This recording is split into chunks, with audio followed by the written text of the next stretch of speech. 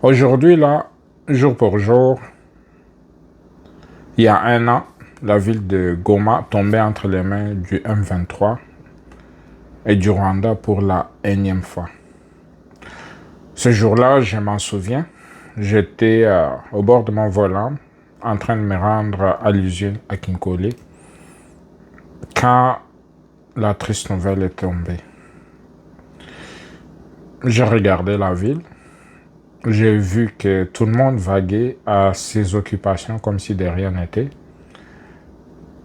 Et arrivé à l'usine, je m'excuse, je fais une vidéo pour revenir sur ces événements, puisque je trouvais que c'était anormal que des Quinois aient continué à vaguer à leurs occupations, malgré cette nouvelle qui m'avait terriblement affecté. Heureusement, les Quinois se sont ressaisis quelques jours plus tard pour organiser une des grosses manifestations devant des ambassades qui finalement a poussé toute la communauté internationale à prendre au sérieux cette affaire. Mais un an plus tard, malgré toutes les condamnations que la communauté internationale a pu formuler, malgré des résolutions à l'ONU, et malgré tout, ces rebelles ont continué leur chemin vers Bukavu. Et pendant quelques semaines, ils ont occupé Uvira. Tout cela nous fait comprendre que chacun regarde ses intérêts. Et cette communauté internationale n'a finalement rien fait, ou presque, puisque c'est bien beau de condamner, mais qu'est-ce qui a suivi la condamnation? Rien du tout. Puis après est arrivé ce deal avec les Américains. Est arrivé cet homme providentiel de Donald Trump qui a remis ce problème à l'avant-scène et qui a convoqué Paul Kagame pour lui faire comprendre qu'il devait signer un accord de paix avec le Congo. Cet accord qui souffre d'application, mais néanmoins, est une contrainte importante pour le Rwanda. Puisqu'aujourd'hui, on sait, le Rwanda ne peut plus se cacher, puisque les Américains leur ont dit clairement qu'on a toutes les preuves que vous êtes derrière le M23 et que le M23 répond à vos ordres. Et même pas plus tard qu'hier, Corneille Nangaa a reconnu qu'il collaborait avec le M23.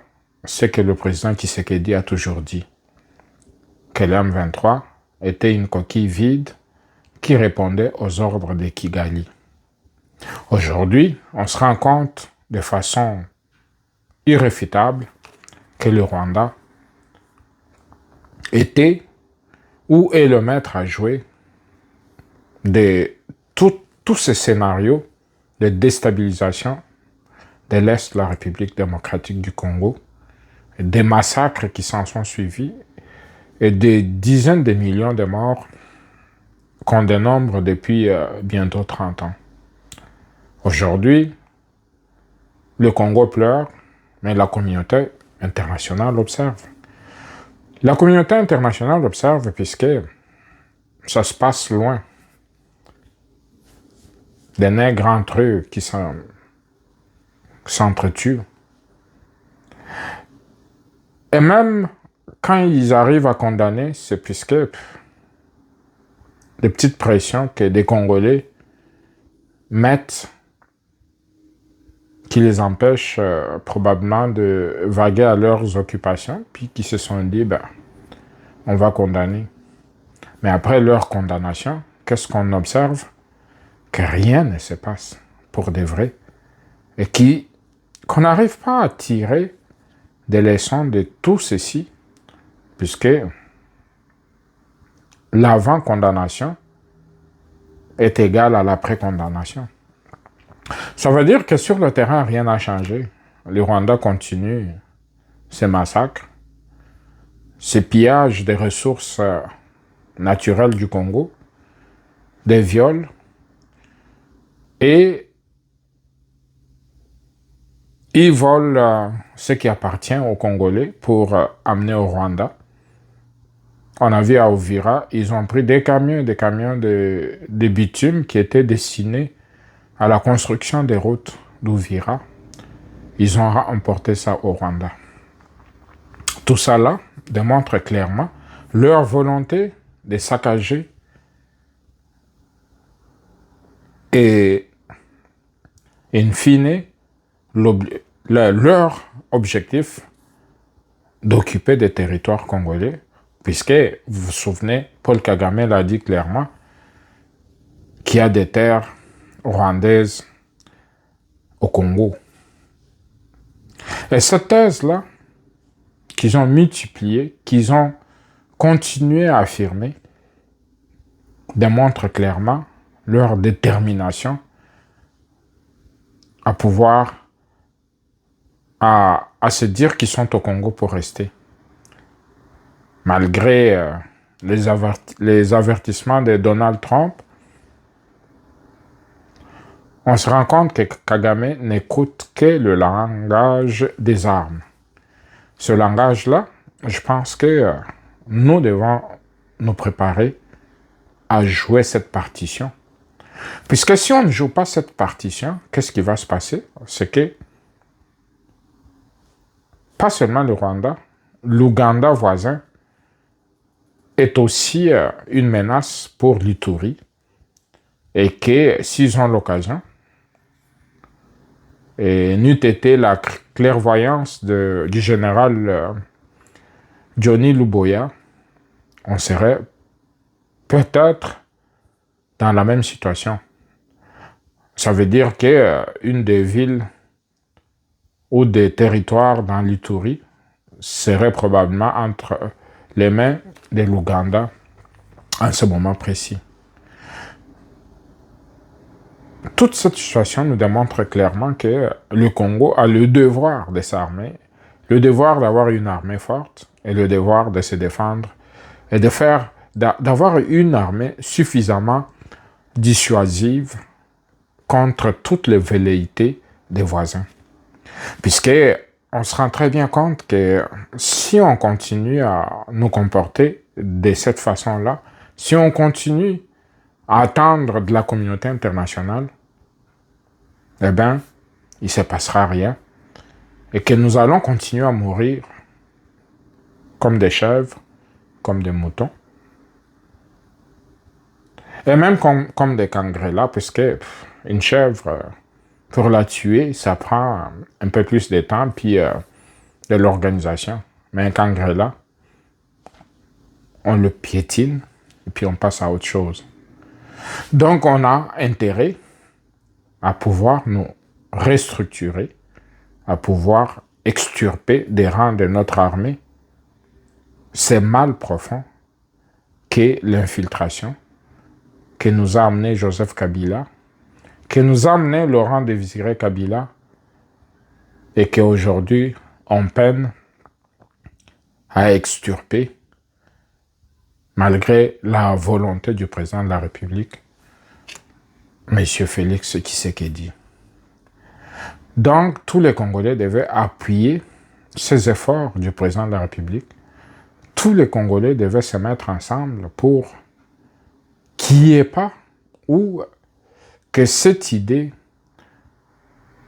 d'intégration des milices ou du M23 qui sont en partie des Rwandais ne puisse pas continuer. Qu'on ne puisse plus faire le brassage, le mixage qui a été pendant très longtemps le tendon d'Achille de notre armée. Aujourd'hui, on essaye de s'en sortir. Mais pour combien de temps on va continuer sur cette lancée s'il y a plein de Congolais, encore plus récemment, les 7 Kikouni et les autres Frank Diongo, puis qui continuent de défiler au Rwanda pour faire allégeance à ce pays, en renforçant l'idée qu'il s'agit d'une rébellion interne, alors que tout le monde le sait, que le Rwanda attaque le Congo pour récupérer des terres qui ne lui appartiennent pas. Aujourd'hui, on peut se dire 1 an plus tard que nos compatriotes de l'Est, particulièrement de Goma, de Bukavu et d'autres territoires occupés, pour ceux qui ont déposé leur argent épargné à la banque par le fait que l'ennemi occupe les lieux, n'ont plus accès à leur argent depuis déjà 1 an. Que ces gens-là doivent vivre difficilement à cause de cette agression. Que ces gens-là souffrent, n'ont plus assez de moyens pour des pères de famille et des mères de famille, de nourrir leurs enfants, ni même d'avoir de quoi payer des soins médicaux. Et tout ça au vu et su de la communauté internationale. Et quand on prend des initiatives comme l'initiative de Paris, où ils ont essayé de collecter des fonds qu'ils ont destinés pour venir aider des gens à Goma, puis les rebelles ont refusé d'ouvrir l'aéroport pour cette cause humanitaire. Mais après, qu'a fait la communauté internationale? Rien du tout. Donc, les Congolais doivent comprendre que qui doivent libérer le Congo, c'est d'abord et avant tout nous-mêmes qui devons nous libérer de ces jougs des Rwandais. Nous devons nous libérer nous-mêmes de nos ennemis, puisque avec le potentiel qu'on a d'être un des pays les plus riches sur la planète, des ennemis vont continuer à se manifester pour vouloir prendre possession de nos richesses. Et si on n'est pas armé correctement, on va continuer à faire face à des difficultés ou à des attaques comme celle-ci. Monsieur le Président, tenez fort. Les Congolais sont derrière vous. Néanmoins, des Congolais de bonne foi et des Congolais qui aiment le Congo, on apprécie par rapport à ça la position de Martin Fayulu qui, quand bien même il est adversaire, il condamne sans ambages le comportement du Rwanda au Congo. Ce qui n'est pas le cas de certains autres politiciens. Mais là où le bas blesse, ça c'est un autre débat, c'est que Fayulu ne comprend pas que le dialogue qu'il cherche tant avec les Joseph Kabila, avec les Corneille Nangaa inclus, est un dialogue qui risque de dédouaner les principaux acteurs de cette guerre. Les principaux acteurs comme Joseph Kabila, qui, plus récemment, il y a un journal américain qui a démontré clairement qu'il a dépensé plus de 500 millions de dollars dans cette guerre. Mais quand il dépense cet argent, puis que demain, vous l'appelez pour venir faire un dialogue avec, vous pensez qu'est-ce qu'il recherchera par la suite? Il voudra renverser les institutions et puis reprendre le pouvoir comme est son souhait. Est-ce que les Congolais sont encore prêts à accueillir cet homme comme président? Je pense que non. Mais s'il fait un coup d'État, qu'est-ce qui va se passer? Ce qui va nous imposer la force. Donc les Congolais ont intérêt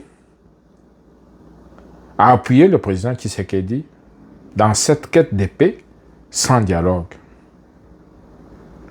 Évidemment, si dialogue il y a, les dialogues devaient intervenir après la fin de la guerre pour que les Congos et des Congolais se réunissent, des Congolais qui n'auront pas participé à cette guerre ou qui n'auront pas tué d'autres Congolais, pourront à ce moment se réunir pour tracer les lignes directives d'un Congo nouveau, d'un Congo, des objectifs qu'on devait se fixer pour les prochains 10 ans, les prochains 30 ans et les prochains 100 ans. Donc, si le Congo doit avancer, il va avancer avec des Congolais qui ont suffisamment montré leur amour pour le Congo et qui ont refusé de pactiser avec l'ennemi. Et ces Congolais-là existent. Et ces Congolais-là circulent. Et ces Congolais-là sont connus pour la plupart. Donc, on a intérêt à commémorer cette journée dans la tristesse et de redoubler de vigilance pour que le plus rapidement possible, des Congolais, des Goma et d'autres endroits occupés puissent retrouver la liberté.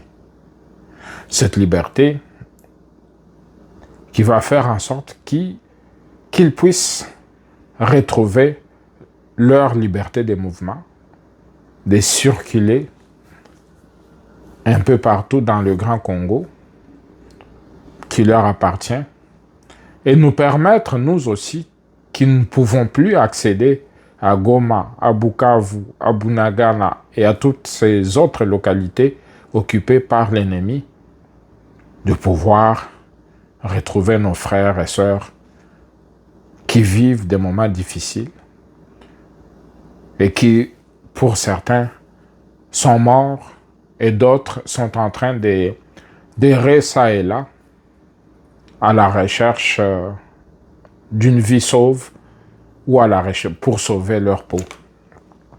Et pendant ce temps, nous autres Congolais, ce jour, devaient nous interpeller.